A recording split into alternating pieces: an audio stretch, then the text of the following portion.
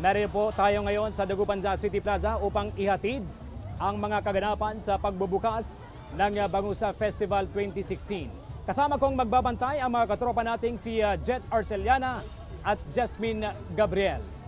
Unahin na natin ang pagbantay ni Jet Arceliana sa paghahanda ng ating mga kapuso sa mga aktibidad ngayong unang araw ng Bangus Festival 2016. Ang mga motorista abay pinaghandaan din ang matinding trapiko sa mga oras na ito. Jet? Ang Bangus Festival Committee ang naghanda para sa araw na ito, kundi maging yung mga motorista gaya ng nabanggit mo kanina at syempre yung mga Dagupeño, turista at lalong-lalo na yung mga fans ng ating pambansang bay na si Alden Richards dahil ngayong araw nga ang formal ng pagsisimula ng Bangus Festival 2016. Pero bago yan, silipin natin ang ilang last-minute preparations.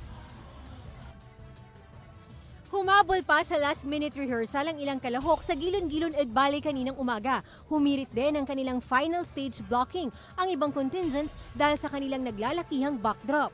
May pasilip pa ng Kalutan Ed Dala ng cluster na ito. Preparado at determinado sa kampyonato ang 6 na cluster. Magpa-practice po kami 8 to 5, sacrifice po.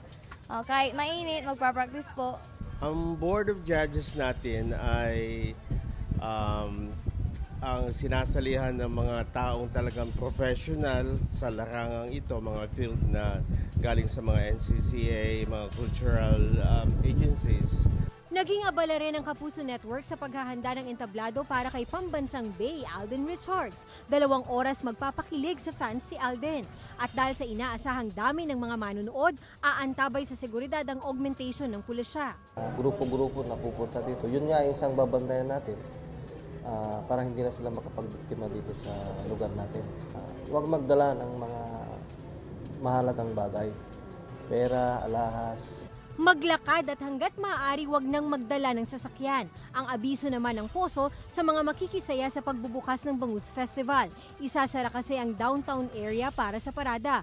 May taling inilagay sa palibot ng downtown. Asahan na raw ang matinding traffic, kaya ang mga PUJ tigil na lang daw sa pasada. Maghab din kasi ang traffic, walang kikitain. Hihinto na lang kami, matraffic kasi, kaya yun pag hihinto na lang. Tanging ang mga may car pass lang ang pahihintulutang makapasok sa venue area ng otoridad. Kapag may nagpumilit, pagmumultahin sila ng 100 piso ng poso. Kasi may maraming pasaway din na mga karamihan dyan, tricycle kahit totally closed, isinisingit pa nila pag halimbawa pinapasok, pinipilit pa rin nila. Kumbaga nagre-reason na lang sila na dyan lang sila. CJ, eksaktong alas 4 kanina. Kada na yung Gilon-Gilon Ed Valley sa downtown Dagupan at eto ipapasilip natin sa mga kapuso natin sa yung mismong ulo ng udzat na rin ito ng pagsisimula ng programa at ng 2016 sa mga kapuso natin tumutok lamang sa GMA papamalas yung showdown